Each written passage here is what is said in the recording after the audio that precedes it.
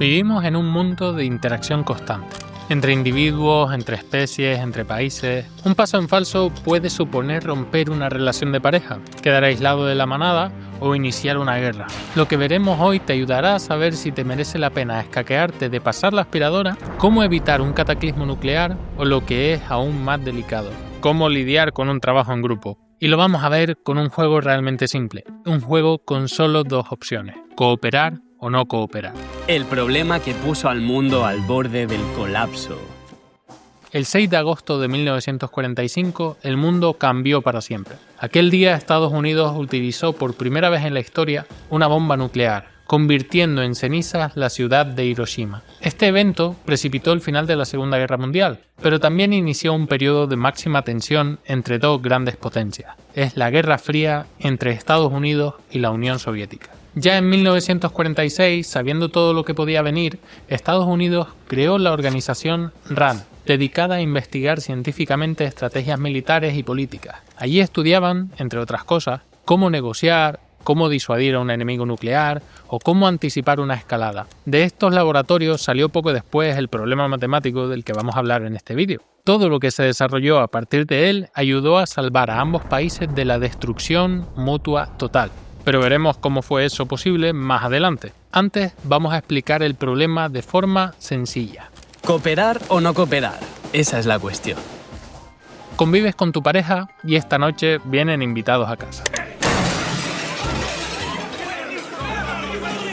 La cocina está hecha un desastre. Hay platos por en medio, la encimera está sucia, hay que recoger la mesa. Los dos saben que habría que dejarla bien antes de que lleguen, pero ¿estarán ambos dispuestos a hacer el esfuerzo? ¿Qué situaciones se pueden dar? Si los dos cooperan, ambos hacen un esfuerzo, pero la cocina queda lista y todo está resuelto en un rato. Si uno de los dos se escaquea, uno acabará haciendo todo el trabajo, mientras el otro disfrutará igualmente del resultado. Si los dos se escaquean, ambos se ahorran el esfuerzo inmediato. Pero en cuanto los invitados vean la cocina, saldrán corriendo. Si pensamos en términos de costes y beneficios, es tentador dejar que sea el otro quien haga el esfuerzo, pero si ambos intentan escaquearse, saldrán perdiendo. Lo curioso es que esta escena tan cotidiana tiene exactamente la misma estructura que un juego muy famoso, aquel que salió de unos laboratorios militares de Estados Unidos y que se aplica en ámbitos tan distintos como la biología, la política o la psicología. Así que vamos a buscar la mejor solución a este problema de pareja en las matemáticas de este juego. Gary, no quiero lavarlos más tarde, solo son 15 minutos. Cielo, estoy exhausto, sinceramente solo quiero relajarme un poco. El juego del que hablamos es el dilema del prisionero. El dilema del prisionero, cuando la lógica falla. Antes de explicar cómo va, tengo que aclararte que esto realmente no es un juego. Pero es la realidad, esto no es un juego, nada es un juego. ¿Cómo con juego? ¿Eres imbécil tú o qué te pasa? Sino un problema que pertenece a la teoría de juegos, un campo de las matemáticas que estudia interacciones en las que el resultado de cada agente depende tanto de lo que haga él como de lo que hagan los demás. Dicho esto, juguemos. Hay dos jugadores. Cada uno tiene dos opciones posibles. Pueden cooperar o no cooperar. Si ambos cooperan, obtienen 3 puntos cada uno. Ambos salen ganando por igual. Si uno coopera y el otro no, el que no coopera se lleva 5 puntos y el otro 0. Es decir, aprovecharte del otro puede salirte a cuenta, y si se aprovechan de ti, te quedas vendido. Pero si ninguno coopera, ambos obtienen 1 punto. Es peor que si ambos cooperas, pero al menos es un poco mejor que quedarte vendido tú solo. ¿Tú qué harías? Si pensamos en sacar los máximos puntos posibles, está claro. La respuesta más racional es no cooperar. Veamos, si cooperas puedes conseguir 3 puntos o 0, pero si no cooperas puedes conseguir 5 o 1. La puntuación es mayor que si cooperases. 5 es mayor que 3 y 1 es mayor que 0. Pero aquí viene el dilema. Si tú has llegado a esta conclusión, el otro jugador también. Entonces, él también elegirá no cooperar y ambos conseguirán un solo punto. Es decir, lo mejor para cada uno por separado lleva a un resultado peor para ambos en conjunto. La cuestión es que las matemáticas no mienten. Es mejor no cooperar. Listo, ya está. Tienes excusa para todas esas veces que te has escaqueado. De nada, ¿eh? Venga, hasta la próxima. Espera un momento. Si lo mejor es no cooperar, y esto, como hemos dicho, refleja dinámicas de todo tipo en diferentes especies y sociedades, ¿cómo es posible que el mundo no sea un auténtico caos donde cada uno va a lo suyo? ¿Cómo hemos alcanzado hitos científicos como erradicar enfermedades, viajar a la luna o los tapones que se quedan pegados al envase? Increíble. En fin, ¿cómo es posible que al final terminemos cooperando? El factor que cambia completamente el resultado. Hay un detalle que cambia la situación por completo y que seguro que ya se te ha pasado por la cabeza. Si esa noche me escaqueo y no recojo la cocina, ¿mi pareja confiará en mí para hacer la tarea la próxima vez? ¿Se esforzará o pensará que no merece la pena? Además de la bronca que te llevará, y merecidamente. Y es que no tendremos que recoger la cocina una sola vez. Y cuando no es la cocina, es poner la lavadora, extender la ropa o sacar la basura. Tenemos un continuo de interacciones un día tras otro y lo que vayamos haciendo en cada situación afectará a lo que decidamos en el futuro. Y esto cambia completamente cómo enfocamos el juego. Nos obliga a convertirnos en estrategas. Buscando la mejor estrategia.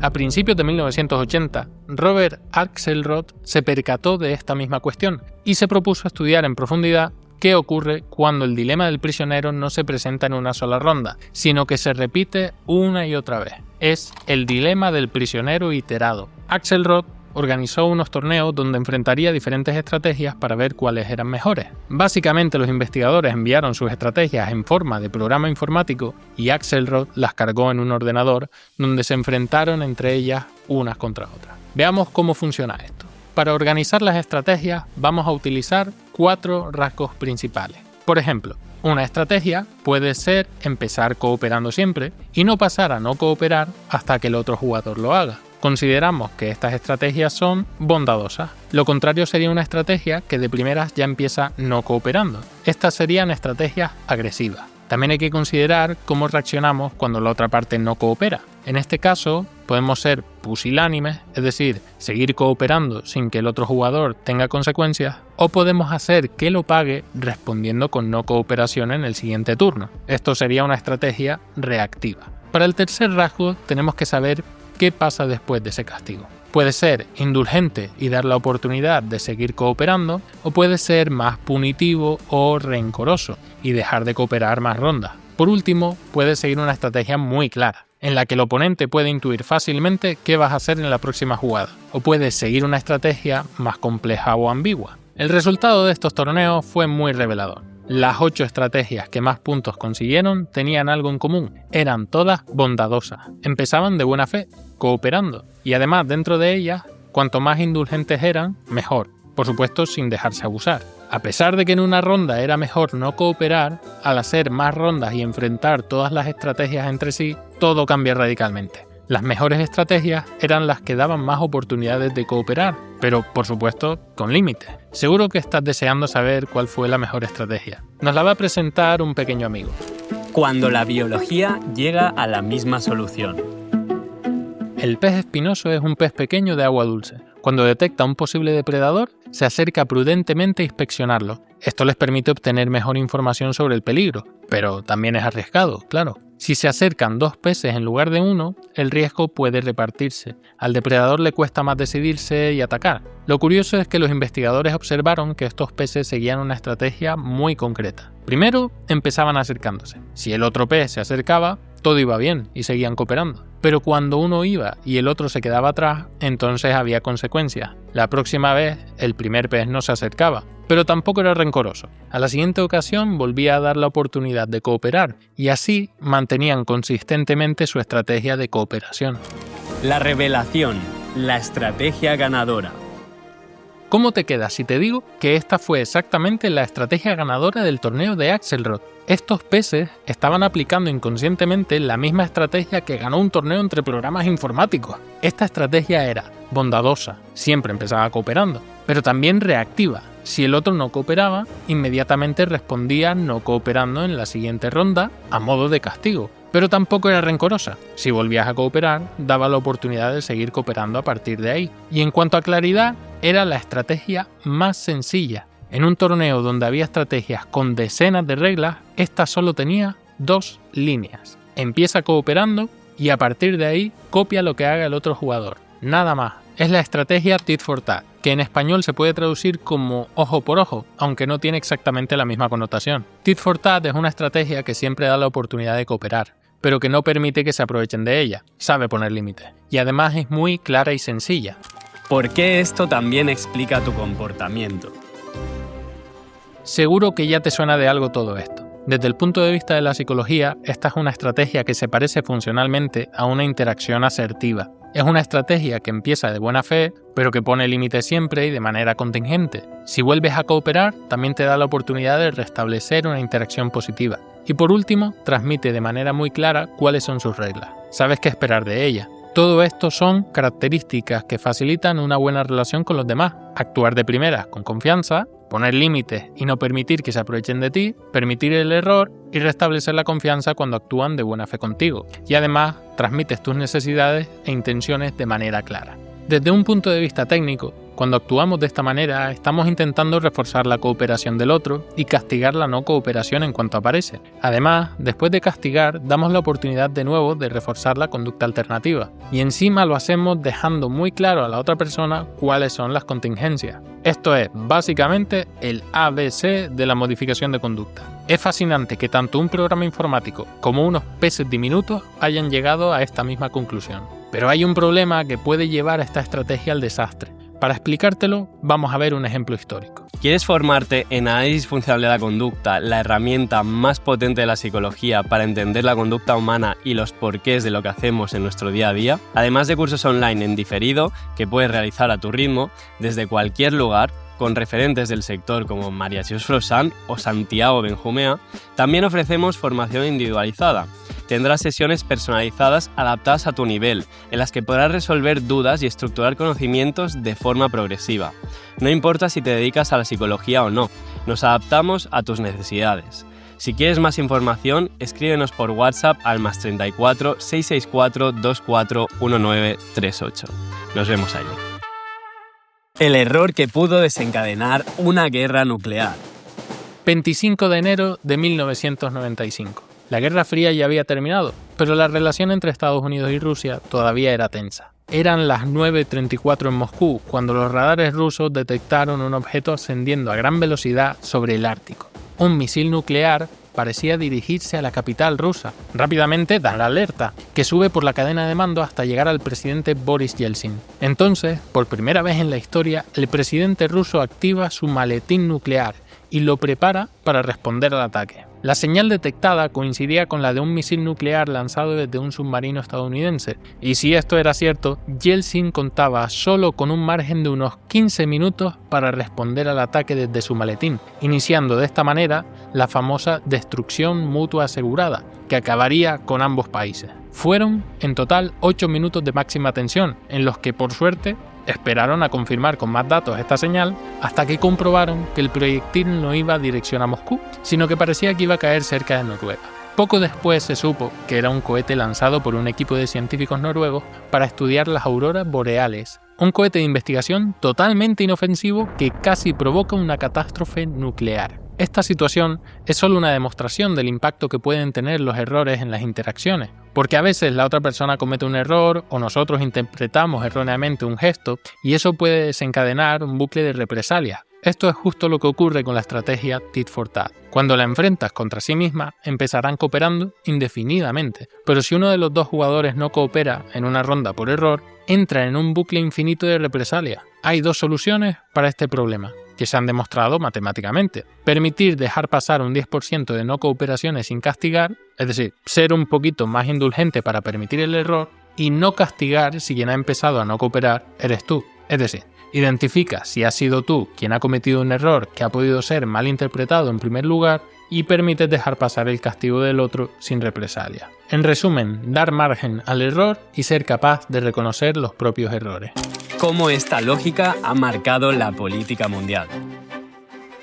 Lo sabemos bien, el mundo no es perfecto. Las relaciones de pareja no lo son y las relaciones entre países, desde luego que tampoco. Pero saber relacionarse y cooperar es fundamental para salvar tu relación y el mundo de un desastre. Durante la segunda mitad del siglo XX, Estados Unidos y la Unión Soviética se metieron en una carrera armamentística totalmente absurda, que supuso unos costes inmensos para ambos. Mantuvieron una tensión máxima que estuvo a punto de suponer la destrucción de ambos países en varias ocasiones. La crisis de los misiles de Cuba es la más famosa, pero hubo varias falsas alarmas que casi suponen un desastre total.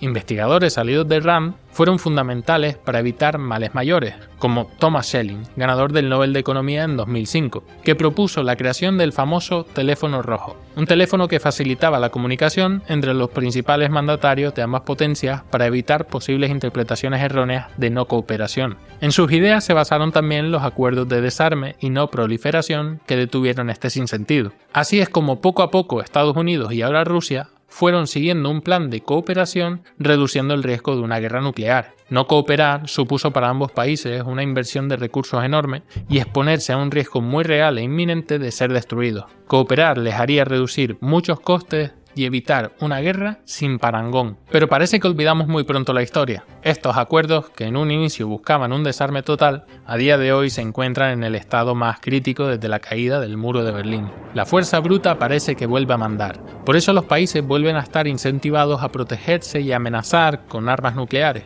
como está ocurriendo con Irán e Israel actualmente. Si quieres ganar, no compitas. Estamos de nuevo en una geopolítica que se basa en la lógica de la no cooperación y de imponerse sobre el otro. Y ya vemos que no trae nada bueno, porque si lo vemos desde las interacciones personales, podemos pensar que esto es una cuestión moral. Pero como hemos visto, podemos analizarlo fríamente desde las matemáticas y llegar a la misma conclusión. Muchas de las estrategias que fallaron parecían funcionar intuitivamente, porque la lógica tras ellas era competir y ganar al otro. Es curioso, si lo vemos como un juego de uno contra el otro, con una estrategia más tendente a cooperar como Tit for Tat, solo puedes perder o empatar, mientras que con estrategias más agresivas solo podrías ganar o empatar. Matemáticamente funciona así. Pero si salimos de esa lógica y en lugar de competir buscamos obtener el mejor resultado, las matemáticas son claras. Si quieres mejorar tus relaciones, puedes sacar ideas de estos estrategas o puedes contactar con nuestro servicio de terapia en Engrama Psicología. Es un servicio online, internacional, podemos atenderte estés donde estés y puedes contactarnos rellenando el formulario de nuestra web o escribiendo por WhatsApp al 664-241938. Estaremos encantados de ayudarte. Y por si te sirve, de momento te recomiendo que recojas la cocina. Hasta la próxima.